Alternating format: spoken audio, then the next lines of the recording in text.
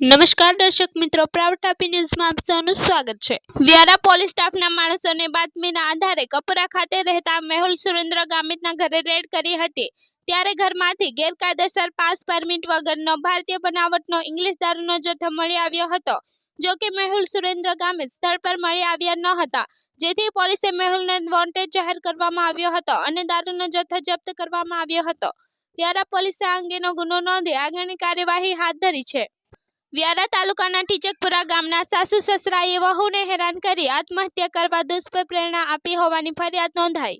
વ્યારા તાલુકાના ટીચકપુરા ગામ ખાતે રહેતી દીપિકા અમિત ગામિત પોતાના પિયર વાલોડ ખાતે જઈને આત્મહત્યા કરીને પોતાનું જીવન ટૂંકાવી લીધું હતું. જે બાદ સમગ્ર મામલો પોલીસ મથકે પહોંચ્યો હતો.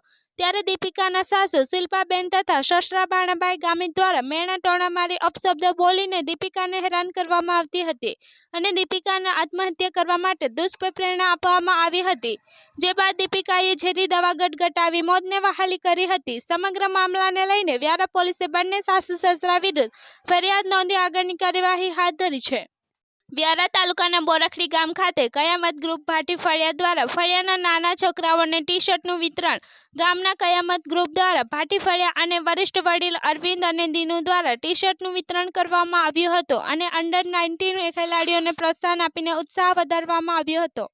આવનાર લોકસભાની ચૂંટણી અને રાહુલજીની ભારત જોડો ન્યાય યાત્રાના અનુસંધાને આજરોજ વ્યારા ખાતે સરિતાનગર હોલમાં બારડોલી લોકસભાની અગત્યની મિટિંગના એઆઈસીસીના સેક્રેટરી અને દક્ષિણ ગુજરાતના પ્રભારી ઉષા નાયડુજીના અધ્યક્ષસ્થાને યોજવામાં આવી હતી. જેમાં પૂર્વ સાંસદ સભ્ય તથા તાપી જિલ્લાના કોંગ્રેસના કાર્યકર્તાઓ ઉપસ્થિત રહ્યા હતા.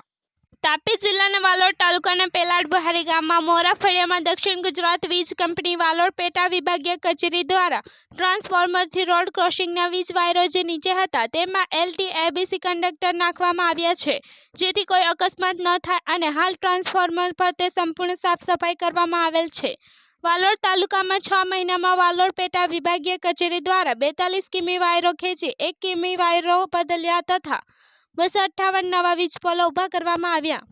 આગામી લોકસભા સામાન્ય ચૂંટણી 2024 ઈવીએમ મશીનથી થનાર હોય. આ અંગે લોકોમાં ઈવીએમ વિશે જાણકારી આવે અને તેની બહોળી પ્રસિદ્ધિ થાય તે હેતુથી તારીખ 5/2/2024ના રોજ સોનગઢ નગરપાલિકા વિસ્તારમાં એલઈડી વાન અને ઈવીએમ મશીનથી નિદર્શન કરવામાં આવ્યું અને ઈવીએમ મશીનને લઈને લોકોમાં જાગૃતિ લાવવા માટે પ્રયાસ કરવામાં આવ્યો હતો. સમગ્ર તાપી જિલ્લાના ગામોમાં પાણી પુરવઠાની વિવિધ યોજનાઓ ઉપલબ્ધ કરાવવામાં આવી. તાપી જિલ્લામાં પાણી પુરવઠા વિભાગના માધ્યમથી એક નવા તંત્રના નિર્માણ સાથે અસરકારક રીતે પીવાના પાણીની વ્યવસ્થા ગોઠવવામાં આવી છે. વાલોડ તાલુકાના કંજોડ ગામના તમામ ફળિયામાં 100% નળ કનેક્શન કરવામાં આવેલ હોવાની માહિતી વાલોડ તાલુકા વિકાસ અધિકારી દ્વારા આપવામાં આવી હતી. વ્યારા ખાતે આવેલ CN Kothari homeopathic medical college and research સેન્ટરના 24મા સ્થાપના દિવસની ઉજવણી કરવામાં આવી.